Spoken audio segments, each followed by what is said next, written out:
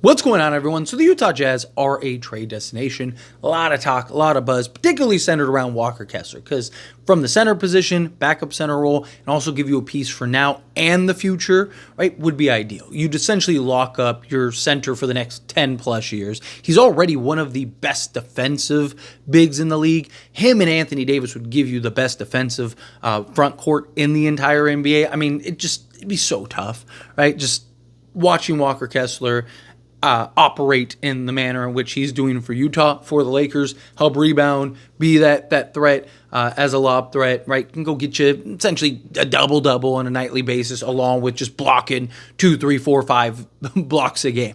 It'd be great. A lot of talks about, a Collin Sexton. Do you maybe look to get that? A Jordan Clarkson, although I would personally stay as far away from Jordan Clarkson as possible. I don't have anything against Jordan Clarkson. He's an inefficient scorer. Inefficient shot chucker that needs 15 attempts to go get you, 17 points. And on top of that, it's just he doesn't play defense. I just don't think he's what we need, all right? If that's what it took to get Kessler, if they were like, you have to take Jordan Clarkson, then fine, right? Like, to me, I just feel like you do whatever you have to do to go get Walker Kessler. But if you could get a Sexton or a John Collins, is the guy that I really lean towards, right? So I've talked about this before. I even made a video diving into how I've kind of changed my perspective on John Collins and the fit and what he needs for this team. A lot of it is just the way he's played this year. He's been very good. Still 27 years old, right? He is making $27 million or 26.5, but Lakers would have to send out $27 million. Same thing with next season, he's making another that. So now he does have a player option next season, but chances are he's opting into that player option. He's not going to turn down $27 million. It's probably the most he'll ever get in a single season for his career, right? So chances are he's opting in. So in the effort of hey, we can save you some money, right? Let's try to work out a deal. We'll take on him and his contract, and then you do us solid by giving us Walker Kessler. Obviously, you'd still have to throw in first and all that stuff, but you can kind of use him as a leverage point to maybe get the Walker Kessler trade done. But you look at kind of the season he's having this year, right? 26 games, started in 17 of them. He's averaging 30 minutes per game, shooting 52.3% from the floor on 12.3 attempts. He's shooting 42.4% from three-point range on 3.3 attempts. He is shooting 9 two-point attempts per game at 56% from the floor. He has an EFG of 57.9%. He is shooting 87% from the foul line on 4 attempts per game. He is averaging 8.2 rebounds, 2.5 assists, 1.1 steals, a block, and 17.7 points. Oh, and by the way, he can defend essentially 1 through 5 because of his athleticism. Now, he is more of a kind of 4-5 type of guy than he is a 3 type guy. But he's so versatile and athletic out there. And look, the Lakers are going to be slotted in based on positions and stuff like that. I'm not really worried about him slotting in.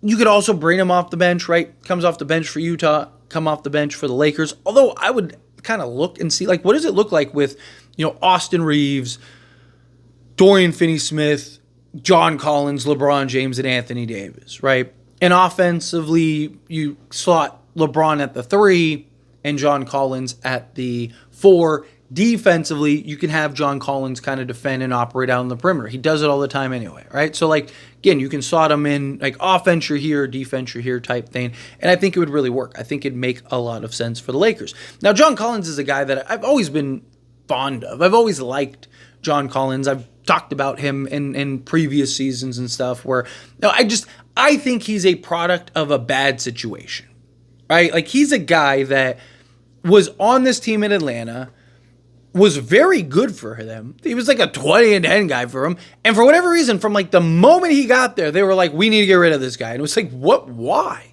Right? And, the guy, I just felt you just saw his confidence just get completely stripped.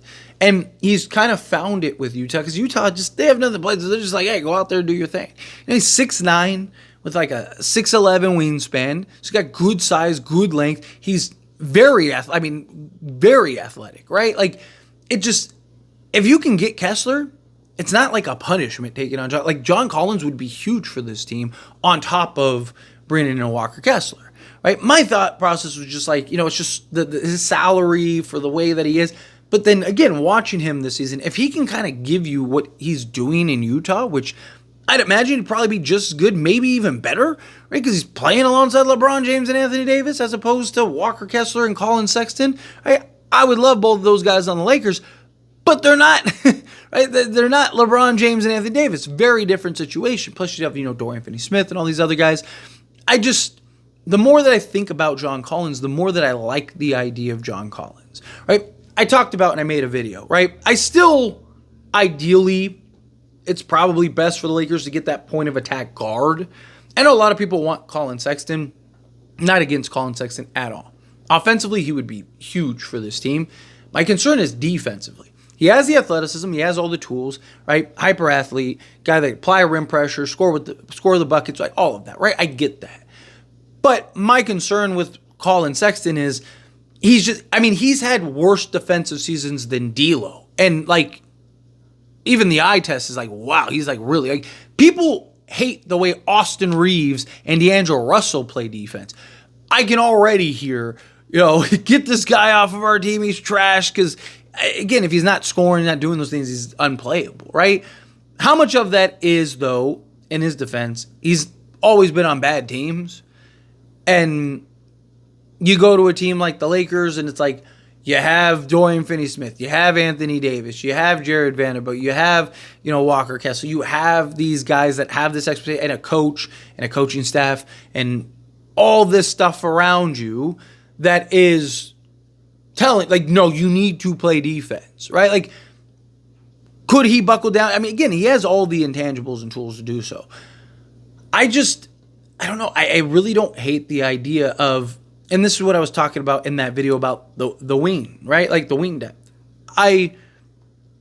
We've seen a couple lineups that JJ Redick has done with like Rui and Cam Reddish and Dorian Finney-Smith, LeBron James, right? Like, and you just have like this size and this versatility, and they're switching everything, and they're just a problem defensively. I mean, they've been just an absolute menace defensively. Lakers are 5th in defense right now, holding teams to 108 points since injecting Max Christie into the starting unit, which the Lakers are 8-3 in those 11 games. So again, huge, right? I just envision this idea of like going and maybe getting another wing, and whether it's a Kuz or whatever, right? Like, and just kind of going big and having this like big switchable, versatile lineup that can play and slot in multiple positions, and you can do multiple things out there on the basketball. Like, I just see a version of what we saw these last few games, but like just better, right? More two-way depth rather than like, I love what Cam Reddish has been doing for the Lakers, but offensively, I mean, he's a liability, right? Dorian Finney-Smith is starting to come into his own, which is great. But it's just, it'd be nice to kind of have that guy that you could slot in and can knock down the three ball, help spread the floor, play some defense, help you rebound. Again, the guy's giving you 8 rebounds a game. Like, that would be beautiful, right? Just really kind of have this just big, physical, versatile lineup and unit that's out there, and just make teams have to figure it out. Make teams have to adjust to you. Because also the benefit that you have that other teams just don't have is you have LeBron James on your team, right? And because you have LeBron James on your team, you can slot him in anywhere you need, but you can also run lineups that you really couldn't do anywhere else, right? Like, most teams can't do a bunch of 6'8", 3-and-D wings, right?